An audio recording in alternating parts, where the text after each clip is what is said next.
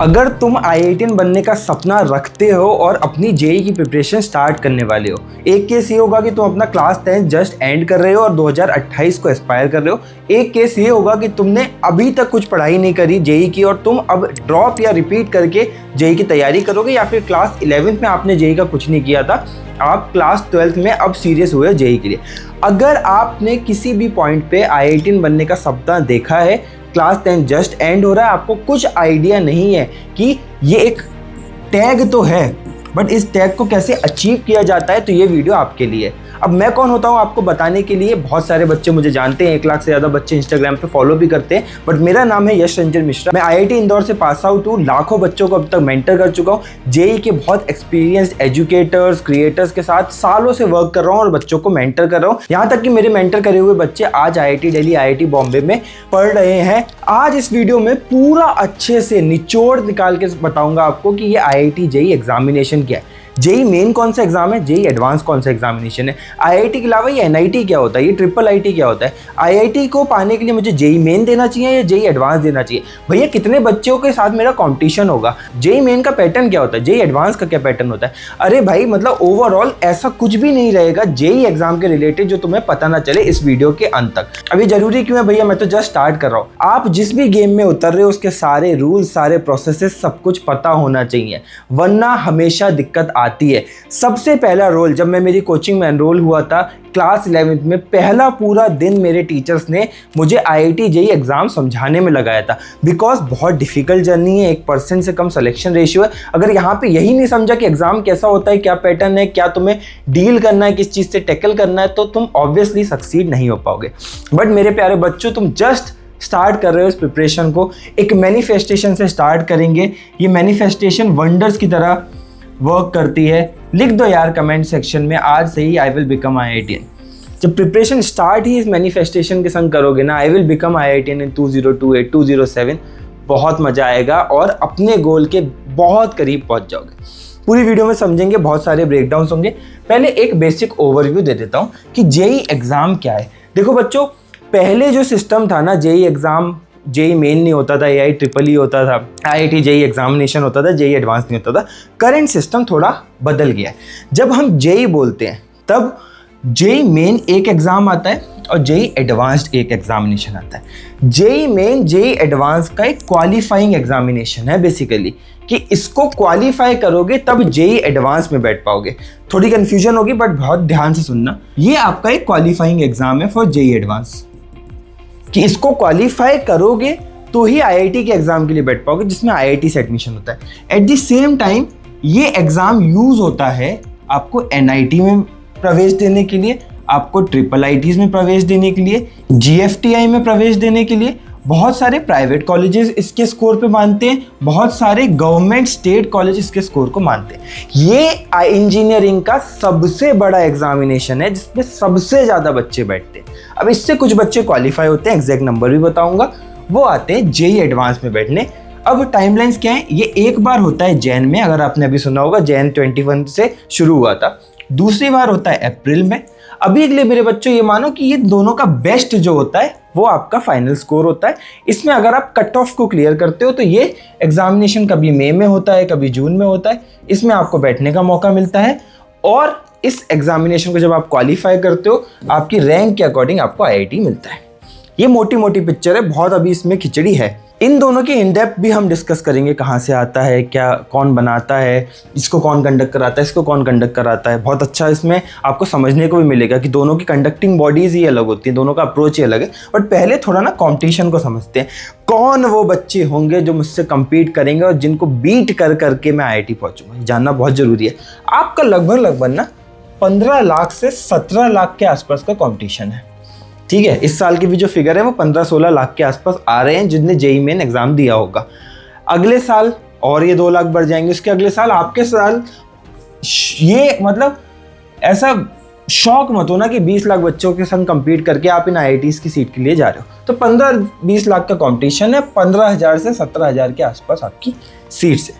तो 15 लाख बच्चे JEE main के एग्जामिनेशन में बैठते हैं। इसमें कुछ बच्चे होते हैं जो 12th ग्रेडर्स होते हैं एंड कुछ होते हैं जो रिपीटर्स होते हैं, ठीक है। इसमें 2.4 लाख बच्चे क्वालिफाई करते हैं हमारे आईआईटी के एग्जाम को देने के लिए, जिसका नाम है जेईई एडवांस। अगर पेरेंट्स भी इस वीडियो को देख रहे हैं एंड तक देखो, आपके बच्चों को आप ही गाइड करोगे कि क्या इस एग्जामिनेशन में चल रहा है। अब लगभग ये 16% होता है, मतलब पूरी भीड़ से 16% ही वो बच्चे एलिजिबल होंगे जो जेईई एडवांस लिख सकते हैं। आईआईटी में लिखने वाले बच्चे ही सिर्फ इतने होंगे। अब इन 2.4 लाख में 15,000 से 17,000 सीट्स हैं आईआईटी की। क्लेम सीट 17,000 हैं, बट अगर मैं आपको बताऊं कैटेगरी वाइज, जनरल आप अगर कैंडिडेट हैं आपको अच्छी रैंक 7,000 के नीचे लानी पड़ेगी अगर वो चाहिए। ओबीसी है तो मैं ओबीसी की जनरल बता दे रहा हूँ कि आप 15,000 के आसपास तक रैंक लाते हो तो आपको मिल जाता है। एससी एसटी में आप 30,000 के आसपास भी रैंक लाते हो तो आपको आईआईटी मिल जाता है। अब इसमें आपकी कैटेगरी रैंक्स वगैरह आएंगी। अगर एग्जैक्ट सीट ब्रेकडाउन चाहिए कि आईआईटी का कैसे सीट ब्रेकडाउन है, आईआईटी बॉम्बे में कितनी सीट होती हैं हर आईआईटी का, मतलब पूरा ये 17,000 का क्या बाइफर्केशन है, किसकी वैल्यू ज़्यादा है किसकी कम है, वो चाहिए तो कमेंट कर देना, वो वीडियो अलग से बना देंगे। अब ये थोड़ी ज़्यादा सीट्स हैं, बेसिकली एनआईटी सारे एनआईटी मिला के 30+ एनआईटीज़ हैं, फिर सारे triple ITs, Indian institute of information technology, कुछ बहुत अच्छे हैं, कुछ डिसेंट है, कुछ एवरेज है। एनआईटी में भी ऐसा है, कुछ एनआईटी बहुत अच्छे हैं, एनआईटी त्रिची जिसकी आप जेईई मेन की कट ऑफ ही 1600 जाती है, बट कुछ एनआईटीज़ है जो नॉर्थ ईस्ट में है जो इतनी अच्छे नहीं है, उनके प्लेसमेंट और इंफ्रास्ट्रक्चर सपोर्ट अच्छा नहीं है, बट कुल मिला के लाख के आसपास यहाँ पे भी आपको सीट्स मिल जाती हैं। इसमें जीएफटीआईज भी आ जाती है। बिट्स मेसरा आपने सुना होगा, ये एक जीएफटीआई कॉलेज है जहाँ की बिट्स पिलानी वगैरह इनका अलग बिट सेट से एग्जामिनेशन होता है। बिट्स मेसरा आपको जेईई मेन से मिलता है। ये कॉम्पिटिशन पता चला 15 लाख बच्चों को बीट करूंगा, 1% से भी कम में अगर मैं आऊँगा तो मुझे आईआईटीएन मिलने का टैग मिलेगा। वहीं मैं अगर 3-4% में आऊँगा तो मुझे एनआईटीएन या फिर ट्रिपल आईटीएन बनने का टैग मिलेगा। अब और समझते हैं एग्जामिनेशन को, बहुत ध्यान से सुनना है, इसको स्किप मत करो। पूरे एग्जामिनेशन की प्रिपरेशन करते रहोगे, इनका आइडिया नहीं लगे तो कैसे करोगे। जेईई मेन में कंडक्टिंग बॉडी है एनटीए, बहुत शानदार बॉडी है, आपने बहुत इसके बारे में सुना होगा, बहुत सरप्राइजेस देते रहते हैं। एंड ऑनेस्टली जेईई मेन में बहुत गड़बड़ी भी होती है। एनटीए इज़ फेमस फॉर कि भाई इरेगुलरिटीज़ होती है, जैसे इस साल के पेपर में कुछ सब्जेक्ट्स में बहुत वेरिएशन थे। जेईई एडवांस के एग्जाम को आईआईटीज़ ही कंडक्ट कराते हैं सीधे, इसलिए एग्जाम पेपर बहुत टफ होता है। बट डिस्क्रिपेंसीज नहीं दिखेंगी, कुछ ऐसा नहीं दिखेगा कि अनएक्सपेक्टेड आ गया, कुछ जो बताया गया उसके विपरीत नहीं आएगा, कोई क्वेश्चन गलत नहीं आएगा, कोई एबनॉर्मेलिटीज़ नहीं मिलेंगी। यहाँ पे इसने एक स्टैंडर्ड स्टार मार्क रैंकिंग की है कि एग्ज़ाम बहुत स्टैंडर्ड होता है। आईआईटीज़ में कभी बॉम्बे करा सकता है, कभी दिल्ली करा सकता है, कभी गुवाहाटी, कभी खड़गपुर, कभी हैदराबाद, ये सारे आईआईटीज़ ये मिल बांट के करते रहते हैं। अब एलिजिबिलिटी समझ लेते हैं। आपका 12th स्टैंडर्ड पास होना चाहिए जब आपका एनरोलमेंट होगा, मतलब जब आप 12th खत्म कर रहे होते हो तब भी आप दे सकते हो। जो इस साल बच्चे देंगे उनका 12th खत्म होगा, अभी मार्च के बाद जब एग्जाम होंगे, रिजल्ट आएगा मई के आसपास, तब तक भी दे सकते हैं, अपीयरिंग वाले दे सकते हैं। इसके साथ साथ आप इस एग्जाम को 3 कंसेक्यूटिव ईयर तक दे सकते हो। 12th के साथ दिया, 1 साल ड्रॉप लिया, फिर दिया, फिर 1 साल ड्रॉप लिया, फिर दिया, 3 बार आप इस एग्जामिनेशन को दे सकते हो। 2 बार में एग्जामिनेशन होता है, जनवरी में, अप्रैल में। यहाँ पे आपको मैक्सिमम 6 अपॉर्चुनिटीज़ मिल रही हैं, मतलब मोटी मोटी आपके बेस्ट इसको क्वालिफाई करने के लिए। इसका सिस्टम मैं आपको जेईई मेन का बता देता हूँ। यहाँ पे परसेंटाइल सिस्टम होता है। परसेंटाइल को अगर आप समझना चाहते हो, ये है कि कितने बच्चों से आप ऊपर हो। मतलब अगर आपकी 99 परसेंटाइल आई है, इसका मतलब ये नहीं है कि आपके मार्क्स 99% है, इसका मतलब ये है कि आप 99% बच्चों से ऊपर हो। मतलब अगर 10 लाख बच्चे बैठे हैं तो आपकी 99 परसेंटाइल का मतलब है कि आपकी 10,000 की रैंक आई है। ठीक है, तो ये यहाँ पे परसेंटाइल सिस्टम होता है। जनरली 92 परसेंटाइल के आसपास यहाँ पे कट ऑफ देखने को मिलती है जेईई एडवांस को क्वालिफाई करने की, और ये अगर आप देखोगे तो 120-130 मार्क्स का आसपास होता है। पेपर 300 मार्क्स का होता है, 75 क्वेश्चंस पूछे जाते हैं जो 25 ईच होते हैं। इसमें 20 होते हैं ऑब्जेक्टिव और 5 होते हैं इंटीजर टाइप। इसका भी अगर ब्रेकडाउन चाहिए तो कमेंट में बता देना, मैं पूरा एग्जाम को डाइसेक्ट कर दूंगा कि एग्जाम कैसा आता है, कितना समय मिलता है, क्या होता है। जेईई एडवांस की बात करें, ये 6 आवर्स का एग्जामिनेशन होता है, वो 3 आवर्स का होता है। 2 पेपर होते हैं, पेपर 1, पेपर 2। कुछ गारंटी नहीं है कितने क्वेश्चन आएंगे, कितने कुछ आएंगे, मोटा मोटा आप मान सकते हो 360 मार्क्स के आसपास होता है। 150 मार्क्स भी अगर आप ले आते हो तो IIT में एंट्री मिलने लगती है। ये बहुत ही हाईली कॉम्पिटिटिव और टफ एग्जामिनेशन होता है। 30% मार्क्स पे आपको IIT मिलने लगता है। अब पूरा एग्जाम समझ गया, कंपटीशन समझ गया, अब क्या वे फॉरवर्ड है, कैसे इस एग्जाम को अप्रोच किया जाता है, क्या हमारे सीन रहते हैं। सबसे पहला आपका क्रिटिकल डिसीजन होता है आफ्टर 10th कि आपको राइट स्ट्रीम सेलेक्ट करना है।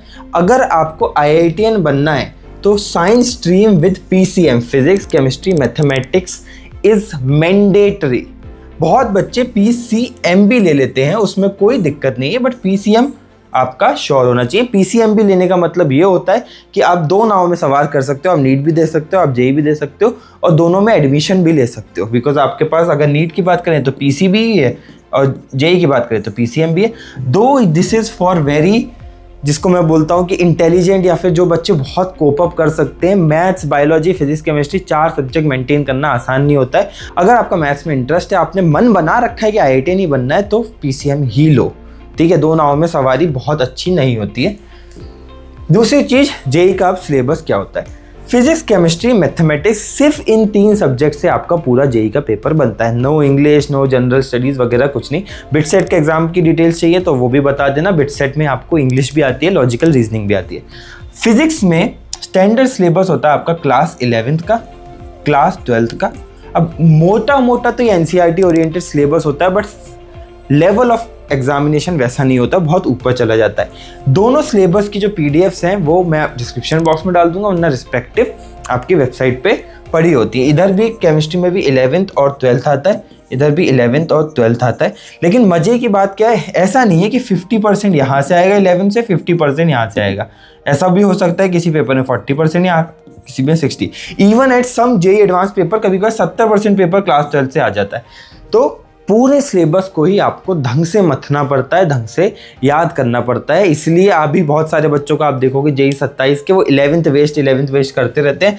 बिकॉज ऐसा नहीं है कि मेरे पास आधा सिलेबस मेरे हाथ में है तो आधा एग्जाम तो मैं निकाल ही लूँगा, ऐसा नहीं होता है। आपकी प्रोबेबिलिटी बहुत कम होती है। तो स्टैंडर्ड आपका जो स्कूल का सिलेबस है फिजिक्स, केमिस्ट्री, मैथमेटिक्स का, जिसमें फिजिक्स में चैप्टर्स आपके शुरू होते हैं बेसिक मैथमेटिक्स और यूनिट्स एंड डायमेंशन से, वो खत्म होते हैं SHM वगैरह पे। 12th आपका शुरू होता है इलेक्ट्रोस्टैटिक्स पे, खत्म होता है मॉडर्न पे। केमिस्ट्री में मोल कॉन्सेप्ट एटॉमिक स्ट्रक्चर से शुरू होता है, खत्म होता है GOC वगैरह पे ऑर्गेनिक केमिस्ट्री में। एंड एक चीज़ मैं आपको और बता दूँ, केमिस्ट्री के 3 पार्ट होते हैं basically, physical chemistry, organic chemistry and inorganic chemistry, ठीक है। इसके बारे में भी डीप डाइव करेंगे, हर सब्जेक्ट की स्ट्रेटेजी भी बताएंगे कैसे टैकल करना है। और मैथमेटिक्स में भी शुरू होता है वो अगेन बेसिक मैथमेटिक्स से, लॉग से, फिर क्वाड्रेटिक इक्वेशन, कॉम्प्लेक्स नंबर, और ये खत्म होता है कोऑर्डिनेट ज्योमेट्री पे। 12th आपका पूरा कैलकुलस, इंटीग्रेशन, डिफरेंशिएशन, ये सब सुना होगा, इस पे आता है। JEE main and JEE examination की अगर हम कंपेरेटिबिलिटी की बात करें डिफ़िकल्टी की, तो अगर बहुत अच्छा कंपेरिजन ये दिया है, ये आपका बोर्ड एग्ज़ाम है, ये JEE मेन एग्ज़ाम है, ये JEE एडवांस एग्जामिनेशन। बोर्ड आपका सबसे इजी होता है, फिर बोर्ड से थोड़ा डिफिकल्ट होता है आपका JEE मेन एग्जामिनेशन, और इससे बहुत ज़्यादा डिफिकल्ट होता है JEE एडवांस एग्जामिनेशन। तो बच्चे क्या करते हैं, हमें क्या प्रिपरेशन करनी चाहिए, हमें इसके लिए प्रिपरेशन करनी है राइट फ्रॉम द स्टार्टिंग, क्योंकि ये कर लिया तो ये तो हो ही जाएगा, ये तो हो ही जाएगा। बच्चे ये नहीं कर पाते हैं, बच्चे बहुत बार इस पे स्टक रहते हैं, फिर ये मुश्किल से होता है, ये मुश्किल से होता है, ये आपको नहीं करना है। इवन नेचर में आपको बता दूं, बोर्ड है भाई रट्टा। मेरे खुद के 90% से ज़्यादा थे, फिजिक्स में 95 थे, केमिस्ट्री में 99 थे, मैथ्स में 99 थे। बोर्ड तब भी बता रहा हूँ रट्टा है। ये थोड़ा लॉजिक और एप्लीकेशन का है, और ये बेसिकली आपके जो बेसिक्स हैं, जो कोर अंडरस्टैंडिंग है, जो एग्ज़ाम की टफनेस है, वो सब इस पे होती है। अगर आपने अच्छे से लॉजिक पता है, आपको फॉर्मूला अप्लाई करना आता है, JEE में निकल जाएगा। बट सिर्फ फॉर्मूला से JEE एडवांस नहीं निकलेगा। JEE एडवांस निकालने के लिए बेसिक्स पूरे अंदर तक पता होने चाहिए। इंटरमिक्सिंग बहुत फेवरेट है JEE एडवांस में। आप जैसे इलेक्ट्रिसिटी पढ़ी है आपने, राइट, इलेक्ट्रिसिटी में मैकेनिक्स, मोशन घुसा देंगे, फोर्स घुसा देंगे, ये बेसिकली पूरा इनका तरीका रहता है। एग्जाम पैटर्न के जो की स्ट्रक्चर्स हैं वो फिर से आपको बता दूं, मैंने पीछे भी बताया, बहुत शॉर्ट में बताऊंगा। इसकी कंडक्टिंग बॉडी एंटी है, 2 बार होता है पर ईयर, ड्यूरेशन 3 घंटे की होती है। कंप्यूटर बेस्ड पेपर होता है, ये मैंने पहले नहीं बताया था। कंप्यूटर पे आपको पेपर देना होता है, MCQ होते हैं और न्यूमेरिकल क्वेश्चन होते हैं। हर सब्जेक्ट में 20 ये होंगे, 5 ये होंगे, ऐसे 75 आपके क्वेश्चन होते हैं। मार्क्स टोटल 300 होते हैं, 100 100 100 तीनों में होते हैं। मार्किंग स्कीम सिंपल है, +4 -1 ये आपकी रहती है। नेगेटिव मार्किंग अप्लाई होती है। यहाँ सिस्टम और थोड़ा डिफिकल्ट है। कंडक्टिंग बॉडी कोई भी ओल्ड IITs हो सकती है, अभी IIT हैदराबाद भी शायद बनाती है। फ्रीक्वेंसी सिर्फ एक पेपर होगा, मई जून में होता है। उस एक 6 आवर्स के पेपर में 2 बार आपके पेपर लिए जाएंगे, पेपर 1 पेपर 2। 6 आवर्स का आपका पूरा पेपर रहता है। ये भी कंप्यूटर बेस्ड होता है, काफ़ी कॉन्सेप्चुअल ट्रिकी क्वेश्चंस होते हैं। इसमें बेसिकली आपका कोई पैटर्न नहीं है। जैसे मैंने यहाँ बहुत कॉन्फिडेंटली बोल दिया ना कि 20 MCQ आएंगे, 5 न्यूमेरिकल आएंगे, हाँ ऐसा नहीं है। न्यूमेरिकल भी आ सकते हैं, MCQ सिंगल करेक्ट भी आ सकते हैं, मल्टीपल करेक्ट भी आ सकते हैं, कॉम्प्रीहेंशन आ सकता है, मैच द फॉलोइंग आ सकता है। डर मत, सब हो जाता है। मैंने निकाला तू भी निकाल लेगा। मार्किंग स्कीम चेंज करती रहती है। पार्शियल मार्किंग भी मिल सकती है, +4 -2 भी हो सकता है, +3 -1 भी हो सकता है, बहुत वेरीड करता है। It's difficult examination. सब्सक्राइब करके रखो। IITian भैया 2 साल में निकलवा देंगे, बट अभी के लिए जो एक इसका पॉइंट है ना कि बहुत ज़्यादा बेसिक्स पे फोकस करता है, उस पर आप ध्यान रखें। And now your journey starts.